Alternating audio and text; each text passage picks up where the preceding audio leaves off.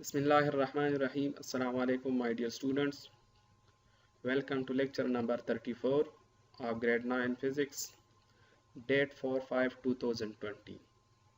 इससे पहले अगर आप लोगों को लेक्चर नंबर 33 याद है तो वहाँ पे मैंने आपको कहा था कि हाँ इस लेक्चर में आपके एग्जाम्पल असाइनमेंट और न्यूमेरिकल प्रॉब्लम का रिटन वर्क ख़त्म हो गया चैप्टर नंबर 1 का।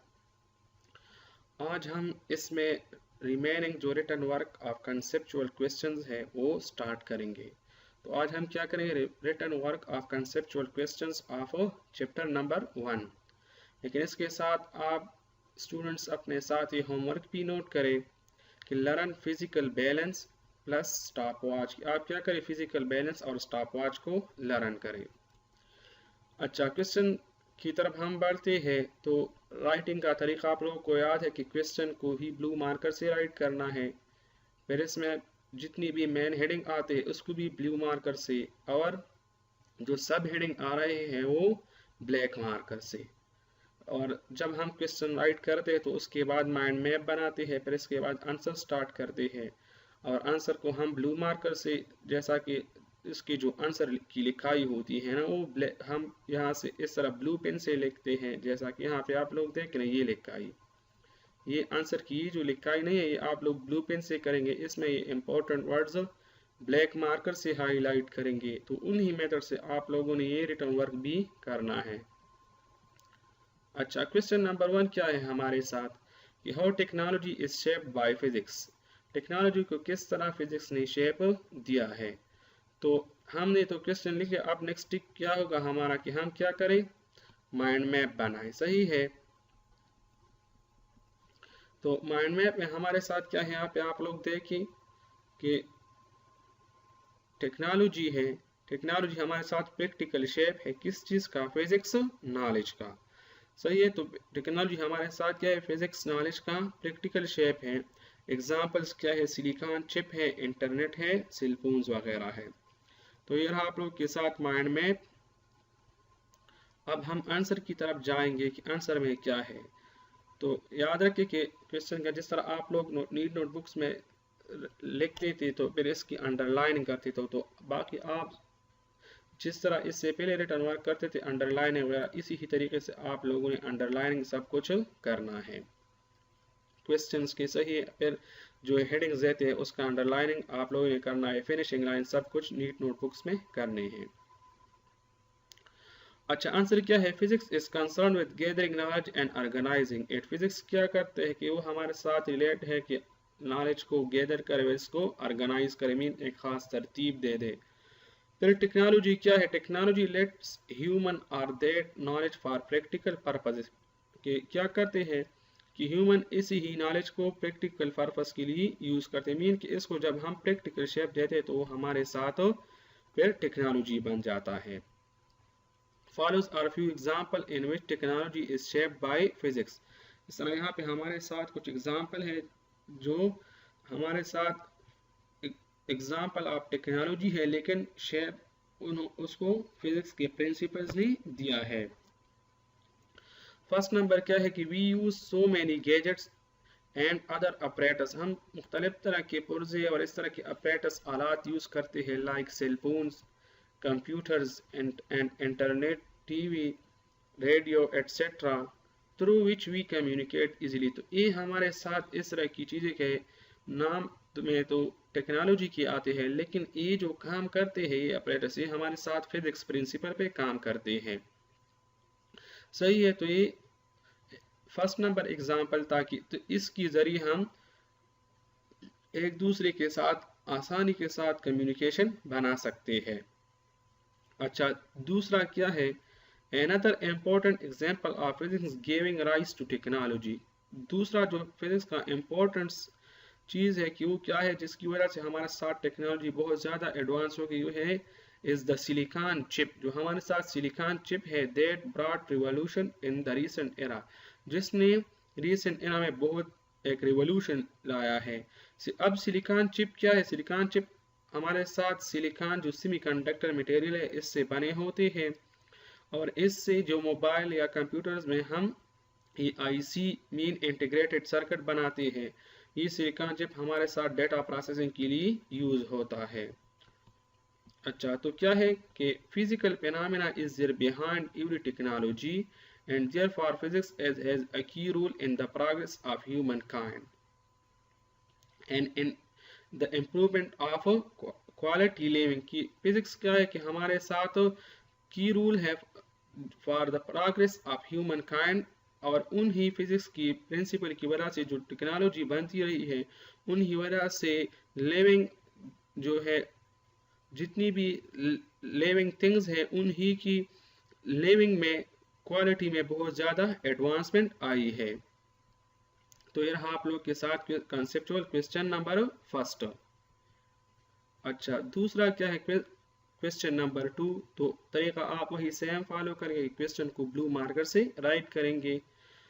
तो क्वेश्चन नंबर 2 क्या है, physics and biology are considered different branches of science. Physics और बायोलॉजी बिल्कुल हम जानते हैं कि दोनों मुख्तलिफ ब्रांचेज ऑफ साइंस है। How physics link with biology, लेकिन फिर भी हमारे साथ इन दोनों के दरमियान राबिता क्या ही एक दूसरे के साथ किस तरह लिंक करता है।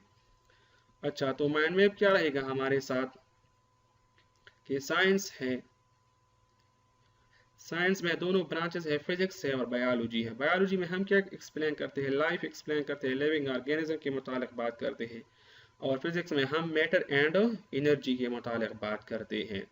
लेकिन अब यहाँ पे देखिए बायोलॉजी में हमारे साथ सिटी स्कैन यूज होते हैं जो on the base of physics principle काम करते हैं। एमआरआई और पीईटी जिस तरह हम करते,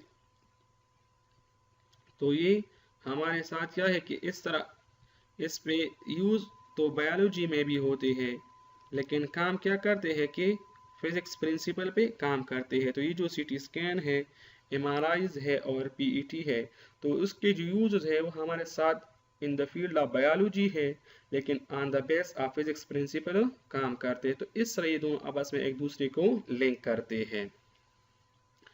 अच्छा, अब हम क्या करेंगे, आंसर को स्टार्ट करेंगे।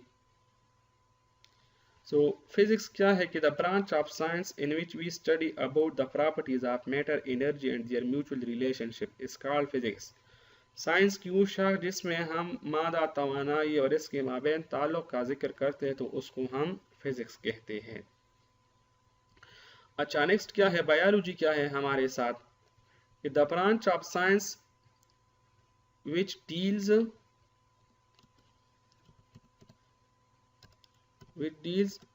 with the life or living organism is called biology. Science की वो शाख जिसमें हम जिंदगी या जिंदा चीज़ों के मुतालिक जिक्र करते हैं तो उसको हम बायोलॉजी कहते हैं। अच्छा, अब हम नेक्स्ट बढ़ते हैं। Although physics and biology are two different branches of science. Physics और बायोलॉजी हमारे साथ दो मुख्तलिफ ब्रांचेज है साइंस के, but still they are link between them, लेकिन फिर भी ये एक दूसरे को आपस में जोड़ रखते हैं। Physics provide basic understanding for developing instrumentation for medical application such as computer tomography. Physics क्या करते हैं कि वो उन्हीं के प्रिंसिपल पे मुख्तलिफ इंस्ट्रूमेंट्स वो प्रोवाइड करते हैं to the field of biology, जैसा कि कंप्यूटर टोमोग्राफी, सिटी स्कैन है हमारे साथ, मैग्नेटिक रेजोनेंस इमेजिंग है, एमआरआई है एंड अदर लेजर सर्जरीज हैं।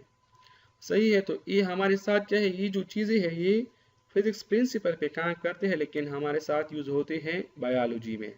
Also the image shown on advance medical imaging device, हमारे साथ एक एडवांस मेडिकल इमेजिंग डिवाइस है जिसके जरिए हम इमेज देखते हैं, इसको हम पॉजिट्रॉन इमिशन टोमोग्राफी कहते हैं या पीईटी कहते हैं। अच्छा, ये आप लोग के साथ क्वेश्चन नंबर 2। अब हम बढ़ेंगे क्वेश्चन नंबर 3 की तरफ। तो क्वेश्चन नंबर 3 क्या है हमारे साथ कि what are measurement important, why are measurement important, कि मेजरमेंट हमारे साथ किसके लिए इम्पोर्टेंट है। तो ये तो जाहिर बात है कि मेजरमेंट तो हमारे डेली लाइफ के लिहाज से भी बहुत ज़्यादा इम्पोर्टेंट है। तो हम माइंड मैप बनाएंगे, माइंड मैप में क्या है, मेजरमेंट है। तो मेजरमेंट में हम क्या करते हैं, कंपैरिजन करते हैं। सही है, कंपैरिजन करते हैं बिटवीन स्टैंडर्ड एंड अननोन कि मेजरमेंट में हम कंपैरिजन स्टैंडर्ड और अननोन के दरमियान करते हैं। ये हमारे साथ इम्पोर्टेंस क्या है, फिजिक्स में भी है, इंजीनियरिंग भी है, सही है। ये इन्हीं अदर जितनी भी हमारी लाइफ है इसमें सारा उसके बहुत ज़्यादा इम्पोर्टेंस है मेजरमेंट का। एग्जाम्पल क्या है, लेंथ है 2 मीटर, ड्यूरेशन है 6 आवर्स। तो ये रहा आप लोग के साथ क्वेश्चन नंबर 3 का माइंड मैप। अब हम आंसर की तरफ चले जाएंगे। तो मेजरमेंट क्या है हमारे साथ कि measuring anything mean comparison it with some standards, कि हम क्या करते हैं, मेजरिंग का मतलब क्या है कि इसमें हम किसी चीज़ को किसी स्टैंडर्ड के साथ कंपेयर करते हैं। एग्जाम्पल क्या है, length of a door is 2 metre, duration of our stay at school is 6 hour. So without the ability to measure it would be difficult for scientists to conduct experiment or form theories। experiment mean कि measurement के बगैर हम न तो कोई experiment कर सकते हैं और न ही कोई theories बना सकते हैं। Not only is measurement important in physics, हमारे साथ measurement सिर्फ physics में important नहीं है बल्कि it is also essential in farming, engineering, construction, manufacturing, commerce and numerous other occupation and activities. ये हमारे साथ फार्मिंग में, इंजीनियरिंग में, कंस्ट्रक्शन में, जैसा कि हम देखते हैं कि जब भी हम कोई आबादी करते हैं तो इसमें मेजरमेंट की बात करते हैं कि हमारे साथ लेंथ कितना होना चाहिए, वेट कितना होना चाहिए। जैसा कि मैन्युफैक्चरिंग की तरफ हम चले जाए तो वहाँ पे भी हम हर एक चीज़ को उन्हीं के मुनासिबत से डालते हैं। एंड कॉमर्स है, numerous other occupation and activities में हम यूज़ करते हैं। तो ये आप लोगों के साथ क्वेश्चन नंबर 3 कि हमारे साथ मेजरमेंट क्यों इम्पोर्टेंट है। तो मेजरमेंट हमारे साथ बहुत ज़्यादा इम्पोर्टेंट है क्योंकि इसके बगैर इंसानी ज़िंदगी बहुत ज़्यादा मुश्किल है। अच्छा, हम जाएंगे कंसेप्चुअल क्वेश्चन नंबर 4 की तरफ। तो कंसेप्चुअल क्वेश्चन नंबर 4 क्या है, why area is a derived quantity. Area क्यों डेराइव्ड क्वांटिटी है, सही है।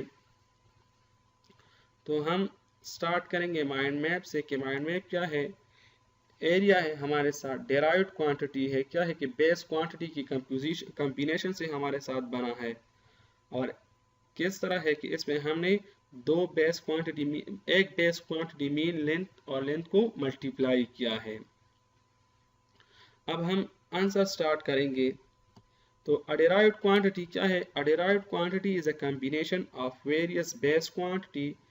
जो हमारे साथ डेराइव्ड क्वांटिटी है वो combination of various base quantities होती है। Beside it, if base physical quantity occur more than once, then it is also gives a derived quantity. तो जब हमारे साथ बेस फिजिकल क्वांटिटी जो है वो एक दफ़ा से ज़्यादा आ जाए मीन प्रोडक्ट फॉर्म में या डिवीजन फॉर्म में, तो ये हमारे साथ फिर क्या हो जाता है, ये एक डेराइव्ड क्वांटिटी देता है।